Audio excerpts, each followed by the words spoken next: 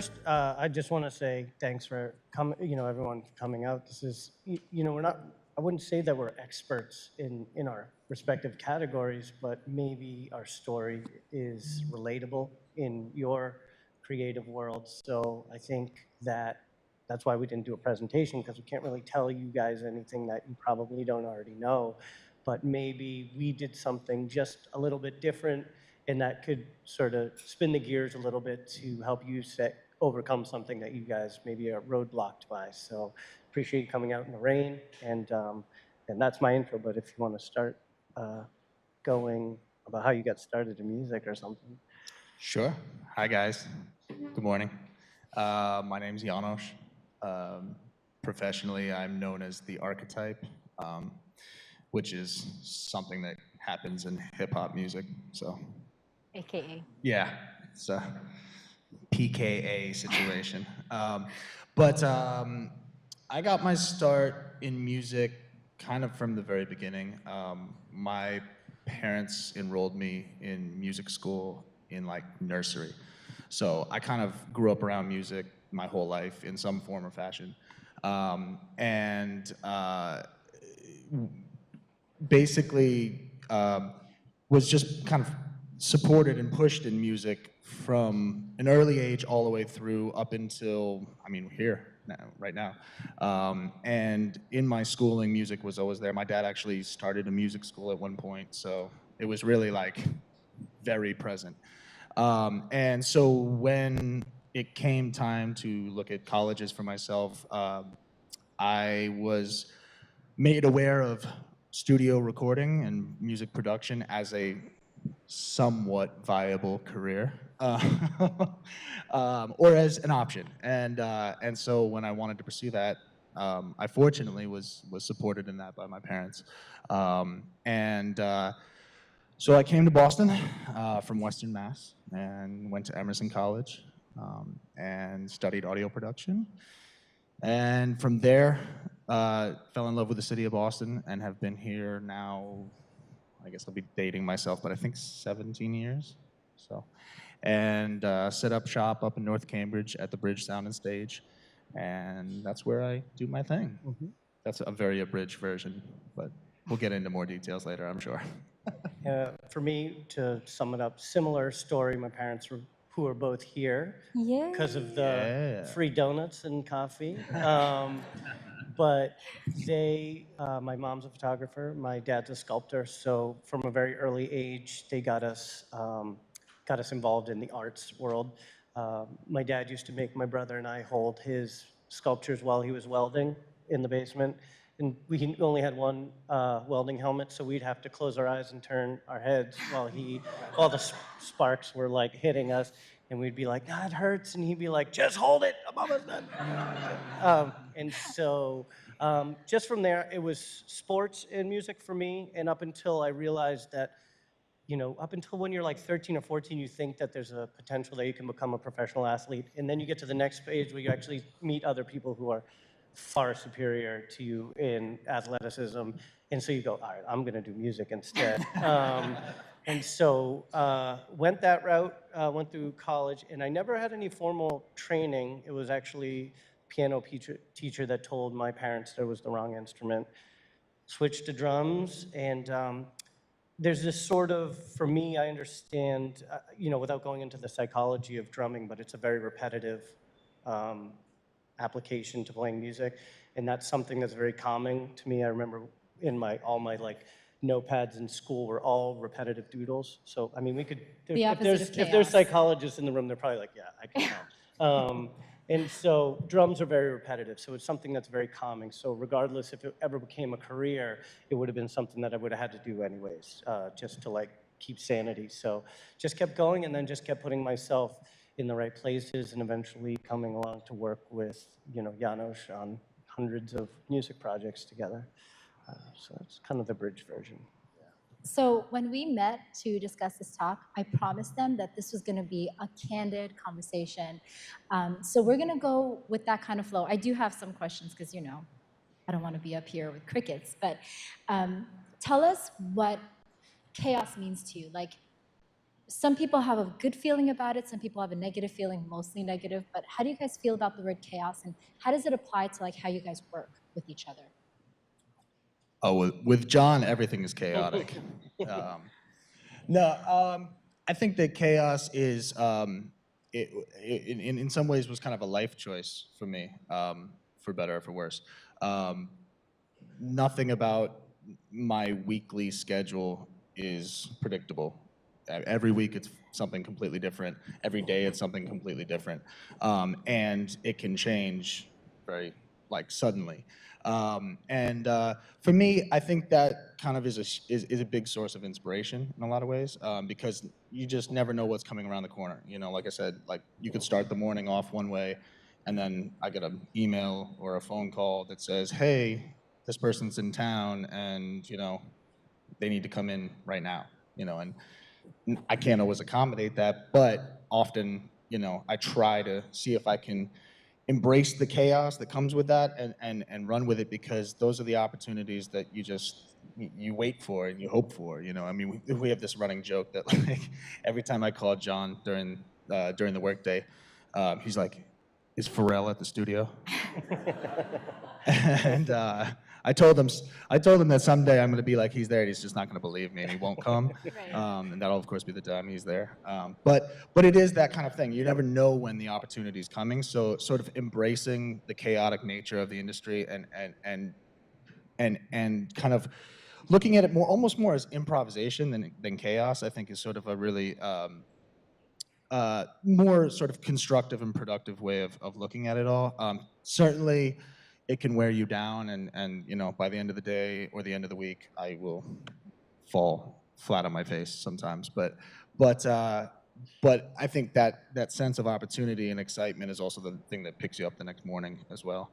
So it's completely a part of my everyday and every year. And I think that everybody in here can relate. If everybody in here is a creative person, I think that the personality of a creative person actually deals with chaos better, and that's why they're in the fields that they're in, because they know that nothing is going to be remain stagnant. It's always going to have hills and valleys, and being able to adapt to it is sort of a skill set in its own right. You can always get your work done. It's just a matter of like how you deal with the adversity when it comes, face to face with you, or 11th hour crunch time stuff. Um, and so, one of the things, I think the question of the day, that, how we adapt or how we work with. How do you make order out of chaos? Yeah, how do you make order out of chaos? For me, it's like I always find the one thing that I can control in the situation. And then if you at least can find this one piece that you actually have control over, then it doesn't seem so daunting that you have no control over the chaos. But if you have this one piece, and one of the things for me is in music, playing the drums is this one thing that I can control. It's like nothing can actually impact me unless the equipment fails, but it's this one piece that I have. So I always know that no matter how chaotic it is around the environment, that I can control that piece. And you can use that in life too, is like, all right, if you take a step back, be like, all right, which piece of this craziness do I have control over? And then you can actually seize that, and then grab seize from that word right there. It's perfect. Nice. And then you can move forward with that. I mean, you can't control everything. So Yeah, and I think that to kind of piggyback off that, it also is kind of important to find the people that do that in the different areas of chaos. So it's like that's where our partnership works really well, is like the things that he can control are the things I can't, or at least some of the things that I can't control, he can, and vice versa. And so that's how you start to create your creative collaborative team in a way, is like by finding the people that you not only can just hang out with and have fun and just kick it with, but also that can handle the parts of chaos that you can't, so that you can say, I can rely on that person to handle that. So everything becomes a little bit less chaotic and more exciting in a way, So when we're thrown into a situation like when Pharrell comes to the studio, I'll be like, I know I've got the drummer. I don't have to worry about trying to find the drummer. And then, He might be screaming like a yeah, fan. how he behaves in the session's another story, but yeah. Right. like, Jonathan, we prepared for this. Be like, no, we have not. We have not prepared for this. So give me an example of a time when you guys were collaborating, working together, where maybe there was a bit of chaos, and how you deal with that? Well, I think a good example of this would be, so I'm in a group called Still Gold, uh, spelled STLGLD. So if you see that, that's what that is. And John is our drummer.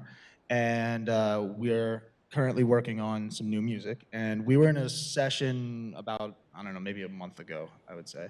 And we were just basically getting all the drum parts from John for the record. And there were a number of songs where I was like, I have no idea what I want on this at all. Like, you know, it's almost like I know I want him on it. I don't, you know, and I know we need to elevate this song, but I don't know what that looks like yet. So, you know, I just said, start playing, you know, and it was just kind of jump in and get messy. And a lot of it sounded like that. It sounded very messy. And it was just this kind of chaotic situation. I mean, you know, he got there, but, you know, he had also never heard the song before. So, but you know, so after about, I don't know, 15, 20 minutes of him just kind of noodling around, just kind of playfully trying to find things, there was like one tiny little bar section that was like not even in the right order. I told him to stop and sit tight for a second, and I edited this one little section and rearranged a couple of things and was like, played it back for him, looped it up a bunch of times and played it back for him. I said, that's the thing I want you to play. And it was like some little kind of like built, constructed piece of stuff that he had done, but he hadn't even done it in that particular way. And once we got there, it was like he locked in 2 seconds, and the whole song made sense. So this thing that was complete chaos in its, you know, initial state, very quickly just whittled down into this one little moment that then built out the rest of the entire song. So it's kind of like you got to let it all come in my opinion. You have to sort of like embrace it all and just try to be open and weed through it by just observing, you know, in a way, sort of like passively taking stock on everything that's going on. And when that moment hits you, and the little bit of inspiration and the little thing, whether it be visual, audio, it doesn't matter. I think those things are irrelevant. I mean, it's all art in one form or fashion. I think once that little thing lights you up, stop, isolate it, focus on it, and make sure and refine it, and then build out. So you're sort of like taking everything in, whittling it down to as small as possible, and then expanding off that in a way. Yeah. That's and that's a good example is you also, when we work together, you know, one of the reasons that there's not, at this point in our careers, we've sort of weeded out the people that we don't want to work with and kind of stifle your creativity and, you know, the ones that cause angst in these kinds of situations. Because when you strip it all aside, this is just music. I mean, you're supposed to be doing it because you enjoy it. It's not paying all of the bills or anything like that. So if you lose sight of that, then you should probably be doing something else. So working with Janosch, it's like me, there's nothing more chaotic than drums. I mean, they're loud, they're like sometimes completely overwhelming to listen to. And so for me to go in and him to say, just play, it's going to sound awful. Like if you played that stuff back, I would quit being a drummer. But this way, he's like, no, just keep playing. I'll hear it when I hear it. And that kind of trust that you have, that he's not judging you because you're not hitting the part exactly.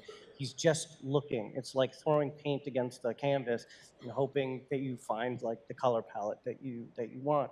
And so having that sort of trust and comfortability in a studio situation will translate in the music. So it is all chaos to an extent, but there's control in there, and there's a sort of like a protective environment where you don't leave and say, man, I'm sorry I blew it on all those parts. Like, no, actually, if you hadn't done that, I would have never found that part that you didn't play. I just edited it in the computer. And I think that comes back to the trust thing I was saying, the piece where I can say, all right, well, I'm just going to throw you in here, and I'm going to rely that you will play the thing eventually that I need you to play. You know, I don't know what it looks like, but I'll find it.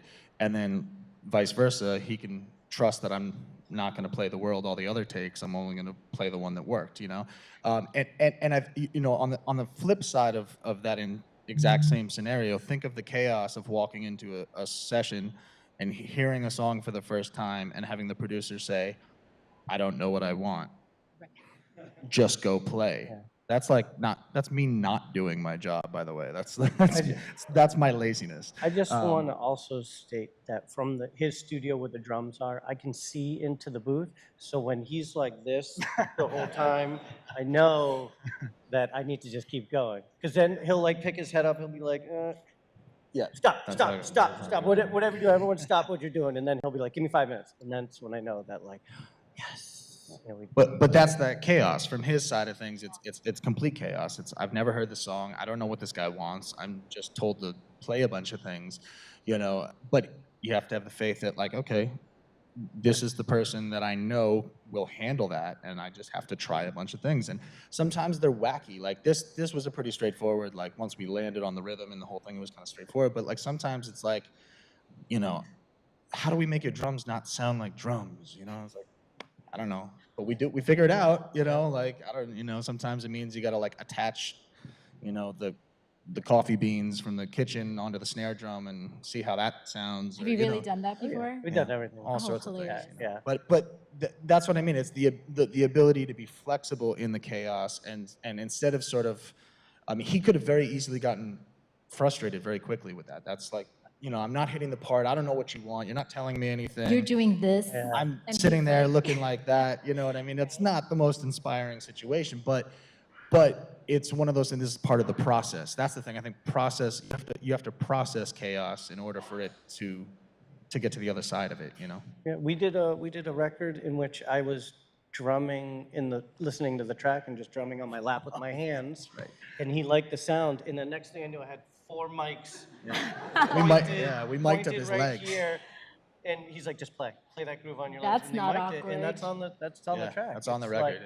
like, so credit to Levi's for making really good sounding jeans. 501s. Crunchy jeans. Yeah. What? Is that? We've had to do We'll, it. we'll cross that bridge. Yeah. Put the sample into like a pad, and then you have it. Sound guys love it. Yeah. I was like, I need an SM57 right here. It was almost like getting mic'd up today, right? Like, Yeah. I've got like 4 had mics to on there. Move these to the side because you hear whatever creatures are living in my beard.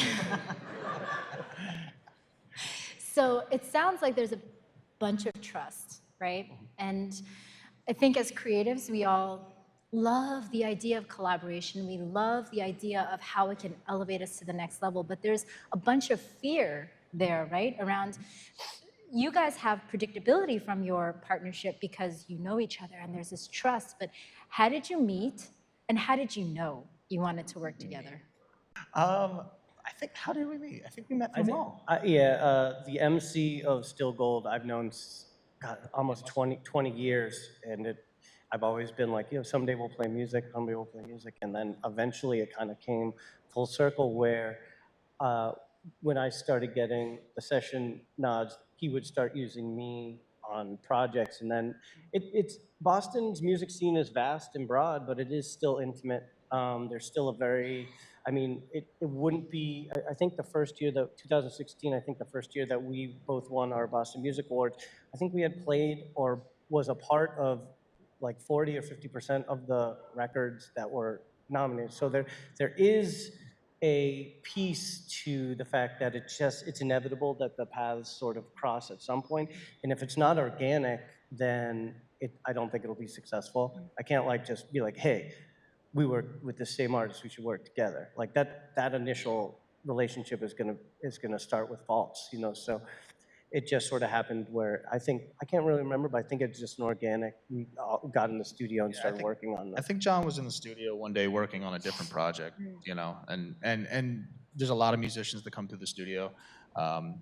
And I think at this point in my career, I'm more interested in who I can get along with really well. Like, I think that's like the first piece for me is, can we hang out and talk and like kick it and have fun? And like, if I can do that with you, then odds are I can probably do more with you, and so, that was the first, I think, like I said, he was just there working on something else, and I was probably sitting in, I don't even think it was my session, it was one of my engineers, and I was just hanging out. It might have been the Chills thing, Yeah, it could have been. And what's a great point is I remember a quote that Willie Nelson had said where he was always asked after his live shows, he played with thousands and thousands of people, and a reporter asked him. They said, how do you guys always look like you're having the best time? Your band is always so good, and you play with different people, and you guys look like you're having the best time. And his answer was, well, first I find people that I want to hang out with, and then I teach them how to play the parts of the song. So the order is, I'm not going to play unless I like these people, because it comes across in the music. I mean, you guys have all been to shows and concerts before. Have you ever been in the audience and you're looking like, these guys are not having a good time? I mean, it sounds fine. I can hear everything sounds great, but you can tell that they're not getting along or something, and that translates. It's very obvious, and you don't want it to come out, especially in a session where you're meeting people for the first time. You're like, if I can connect with these people, if I can have a good time and hang out, then the music will come across. Yeah, there's a trick with singers, where it's a producer's trick. If a singer is kind of not opening up their voice enough, you ask them to smile while they sing. Yes. It's just a little thing that it's like kind of changes the tone of how they sing. And it's like immediately clear. They could be singing the exact same melody, same line, and you just ask them to smile while they do it, and all of a sudden you hear kind of their voice in this performance, the performance you're looking for often. I think that same smile also applies when you're not singing. You know what I mean? The idea being like, if you're having fun in the session, it comes through the music versus just something that's forced and something you got to get out by a certain time. I mean, when we work together, it's often I've blocked out the whole day, the whole studio, the whole day, and I'm like, we're gonna go through 9 records today. You know what I mean? Or that's the goal. You know what I mean? And however many we get through, we get through. You know, and if we didn't get through all of them, then I'll block out another day a couple weeks later. And the idea being that, like, we're gonna take our time on these things, we're gonna have as much fun as we can while we're doing it, because that's gonna give me the result that we need. You're gonna hear it on the record ultimately down the line, is if we're having fun, if it's in a relaxed environment. We're still operating at a professional level. There are deadlines that I have to keep track of down the line, but I'm trying to afford us the most, it's art. It's like, it's something you can't, you can force it if you have to, but it's rather not. So I try to create as much flexibility and as much time for us to just be able to do it in a relaxed setting as possible. I think you hit on something really that will resonate with everybody here too, is that we're creatives and we're artists and we want to do all these amazing things and make the next masterpiece, be it a song or a work of art. But this idea of professionalism and showing up, that's a big part of that trust, right? Like, I can speak to the last, 6 weeks trying to work with you guys and getting this event to happen. And yeah, I'm sorry. No, if they say there's a call, if they say there's a meeting, they're there and they're following up. And as creatives, I think we need to embrace that part too, right? Like, you're not going to work with Jonathan, as talented as he is if he's going to, blow you off and not show up. And there's a part of that musicians in particular too. There's this funny is this millennial generation. I don't know if any millennials in here, but this millennial generation is really, it's not, they showed up at 7:30 in the rain, so this does not apply, but sometimes I'll work over at Berkeley and I'll meet kids who, didn't show up for their final exams. Like, oh, I had a gig last week and I just couldn't get it together. I was like, you had a gig last week? Like, I drove home from Montreal to be here at 9 a.m. this morning. But the thought process is, when I explain to them, I say, listen, you could be somebody's number one choice, but I ended up getting the gig because I showed up. I may not be as talented as you, but they'd rather take somebody on the road who's professional, who they can trust and rely on and don't have to babysit. And sort of the thought that I'm really good at the drums is gonna get me really far. And for me, it's like, that's probably 5% of staying successful in the industry is, if I can play the parts, great. You should be able to play the parts. But there's 95% of professionalism, accountability, being able to adapt, being easy to hang out with, and all that stuff that comes with whether or not you get more and more gigs, or your name just gets blacklisted as, I will never take this person back on tour or use them in a session again. And I think that generation has to kind of get in their head that it's not just the skill set. That's just a very small piece to the whole puzzle. Absolutely. Can you guys tell me about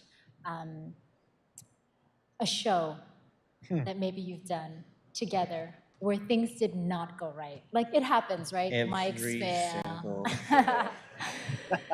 What's the most recent time you guys performed together? And how do you handle that in real life, in like the moment? But that is a Roots one. Yeah. Yeah, so we recently, our group Still Gold, recently performed with the Roots down in Rhode Island. And it was an outdoor festival this past summer, or not a festival, just an outdoor show. And it was 98 degrees that day. And my laptop didn't like 98 degrees. So it was completely frozen and wasn't working at soundcheck. So we were able to cool it down, get it working. I had to keep it in a back room and keep it cool. But I was concerned, we had an hour-long set, so I was concerned, 40 minutes in, this thing has to be on stage working. So I set it up, we sort of configured this not great scenario, but where it was sort of sitting on a bunch of bottles of water that had towels over them that were in a bag and whatever. It was this like not great situation, but it seemed solid enough. And about halfway through the set, we have one particular moment where there's a lot of bass in the song, and we were rocking out, having a good time, and all of a sudden the music stopped. And my laptop was on the ground with every cord yanked out of it and bent all sorts of ways. And I was like, oh man, that's our set. So, I mean, it was jarring to all of us. And the MC looked over Mo and saw that I was like, I need a minute. And so he started just freestyling. And this is more of an example of like how our group responded to it, as opposed to specifically just us, but it's the whole thing, So I pulled up the laptop. Basically, fortunately, I don't know how the whole thing wasn't completely broken, but there was a rock wedged into the screen, which I just left there for the rest of the performance. And I plugged everything back in, and miraculously, it turned back on and was working. And by I guess a little bit of luck in that scenario, Mo finished his last line of his little freestyle. I pushed play. We picked up right where it left off, and John was ready to pick up the first beat. So, I mean, like I said, there's a fair amount of luck in that scenario, but I think that it's always about like trying to just keep your cool as much as possible and remain professional and prepared. Like, John could have gotten up from the drum set and run over to me and and he was like, no, he'll figure it out. I'm staying right here. I'll be ready. When it's time to go, we'll go. And he hit the first beat of the next song right when we push play. And it's that, again, sort of trust situation, you know what I mean? Now, I had to trust that my Apple would turn on again, which fortunately it did. So we did have a little luck there, but that was one scenario. I think that's like one of the more recent that was like chaotic. Outside of the fact that I just looked over and just, did a lot of this for like the 5 minutes that he was trying to get ready. But Mo was turned around. It was, if you were to actually tell you how long it took for Mo to turn around, realize something was wrong, and go immediately into a freestyle for a full song, like that kind of confidence, that kind of understanding that like everything goes on, we'll figure this out no matter what. And then everybody was ready to go. There was no awkward. I mean, obviously, I think our sound guy who was doing it, he knew immediately to turn off all this stuff. I don't even think the crowd, I mean, they probably realized something was up, but generally they were kind of like, oh, okay, now he's just doing a spoken word sort of thing. And then we picked it up. So I think that 21-year-old me would have left the stage at that, but 38-year-old me kind of understood that, like, we'll see how this goes, and if in 5 minutes it's not working, then we'll make that decision at that point. And you always have to try to.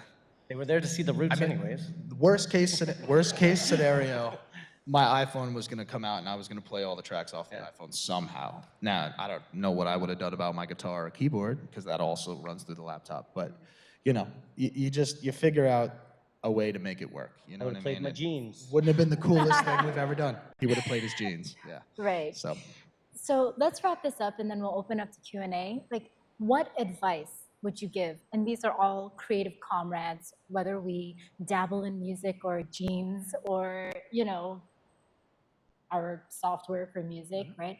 What advice would you give on 2 scores? One, how to find the right collaborations. Like, what kind of gut check do you do? I know you guys said, like, people that you like to hang out with, right? People that you want to spend time with over the most talented person. But as we all seek collaborations, maybe a point or a tip in how to find those people you have fun with.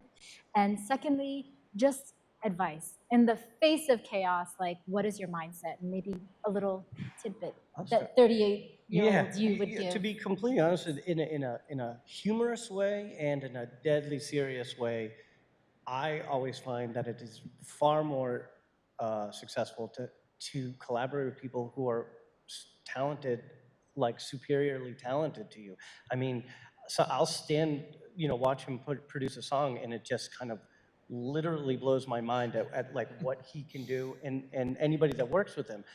And yes, he's very cool at times, but like, but working with people who you know are more talented than you is really important because it pushes your bar to be. So you don't want to go in and be the weak link, but if you can work with people that you like and who are exceptionally talented, then it pushes your limit, and it actually lets you get to know, okay, this is where I need to be. This is where he wants me to be, or he or she wants me to be, and I'm here, so this is what I need to work at. And if you feel like, well, I'm at the top of my game, then you're obviously not. Like, there's nobody who's at the top of your game. If you've stopped learning at any point, then you're probably not breathing. So, and then, what was the second part?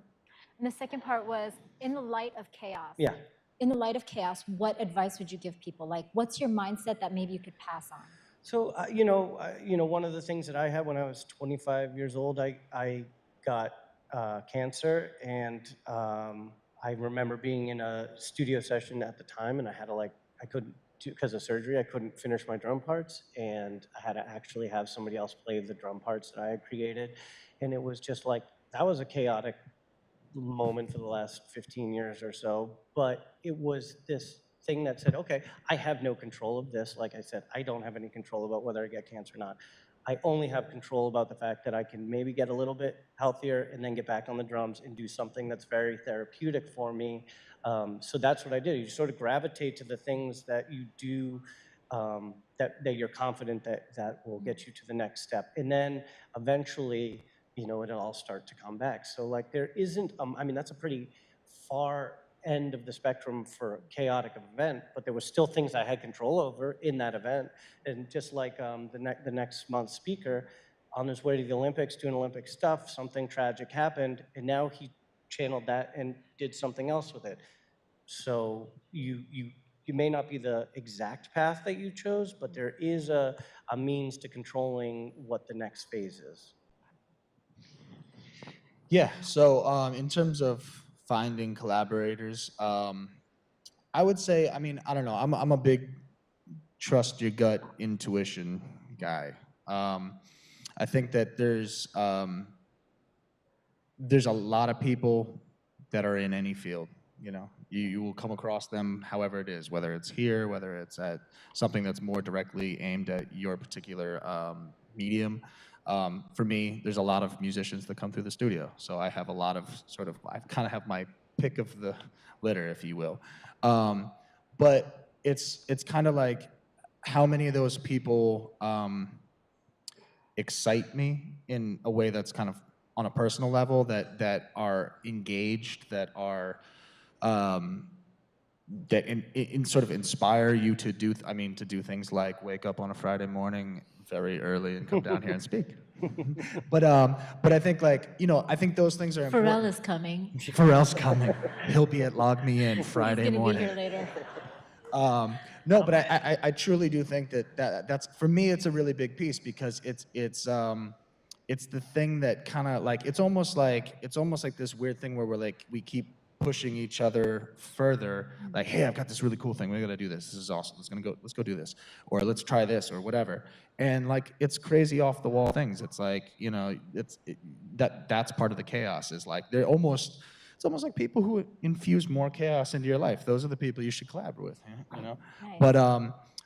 But but I do think that that's it's just super important. I think you gotta feel like, you know, this person over here just keeps contacting me, keeps reaching out, is excited to work with me, is eager to collaborate, and let's just see where it goes. I mean, like, you know, there's an energetic thing that I think is really important. You know, it's like if someone is investing energy into you, and you're meeting them on that level, that's I don't know. I think that there's something there, you know, that should be pursued. And then in terms of focusing on like how to deal with chaos, I guess that was the thing. Is I guess my approach is just to try to remain as improvisational as you can. You know, we all have sort of our goals and our hopes and what we want to do and what we want to achieve on a larger level and on a smaller level. I want this song to sound like this, or I want this painting to look like this, or I want whatever. And it doesn't always go that way. And so remaining flexible and staying on a pivot, I think, is a really important thing. And saying, okay, maybe this isn't exactly the way I had envisioned it in my head, and maybe I have to just pursue this sort of angle of it, you know?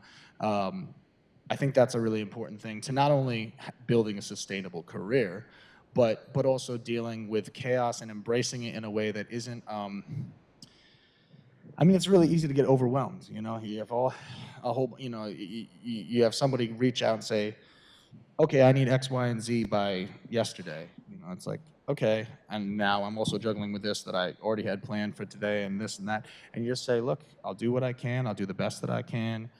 I may not be able to get you everything you're asking for, but I was able to get you this version of it. Maybe it's not the perfect fit. Maybe it is. You know, maybe you have to cancel what you were doing that day and say, hey, man, I'm sorry. I will make it up to you tomorrow. I will get it to you, you know. But I think the idea of being flexible, remaining on a pivot, and a willingness to embrace the chaos and improvise with it, I think is super key.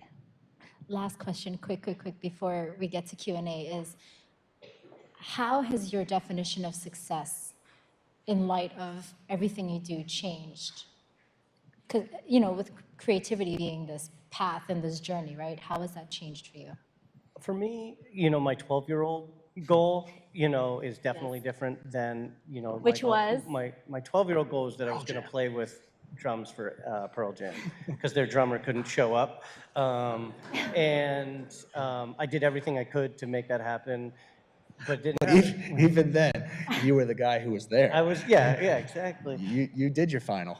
I did meet him and tell him that I wanted to play with him, and he hasn't yet to give me his a blessing for that. But my 12-year-old goal was to travel the world and tour and be on, you know, on couches my whole life. And then after I did it and toured the world and slept on couches and floors and stuff like that, I go, I definitely don't want to do that anymore. You know, Beds, so beds are cool. my goals have always been that I want to be successful in music. And to me, successful in music is as long as I can keep doing it. Then, you know, the money is secondary to it. I think once money gets up into the picture, then it becomes a job. And I never look at music as a job. I always look at it as something I really enjoy to do.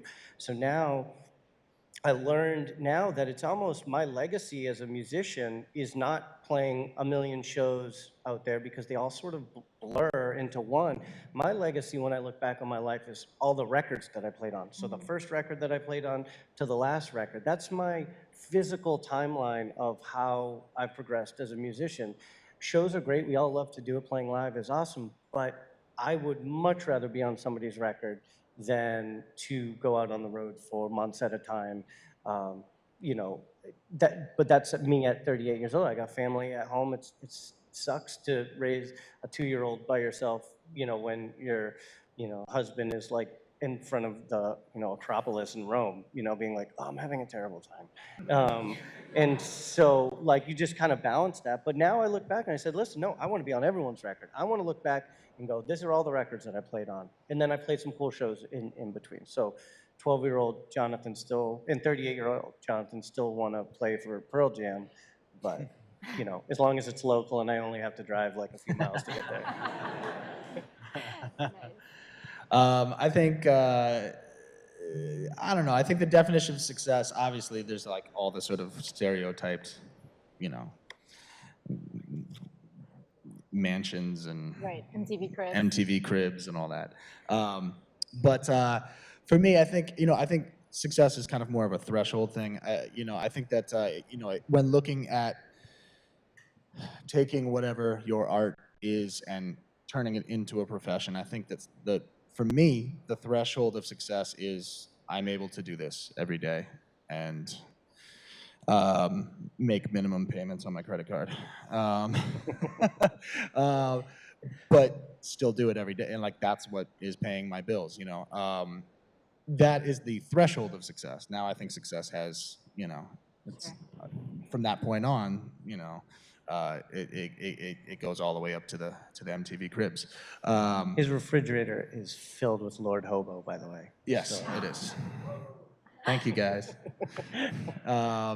But yeah, so that's a marker of success in its own right.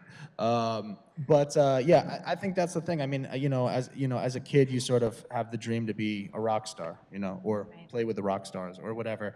I certainly had that dream. For me, at this point, it's like make sure that I have good health insurance, and like I said, my bills are paid and I get to make music every day. And I think as creatives in any medium, we all have spec jobs we have to do. There's plenty of work that gets thrown on my plate that may not be the most ideal work. That's not like what I really wanted to do today, but it will help pay the bills. Obviously, I think my next goal for me, my next marker of success would get to the point where this guy and I can just sit there and make music with still gold every day, and that pays my bills. Yeah. That's my next.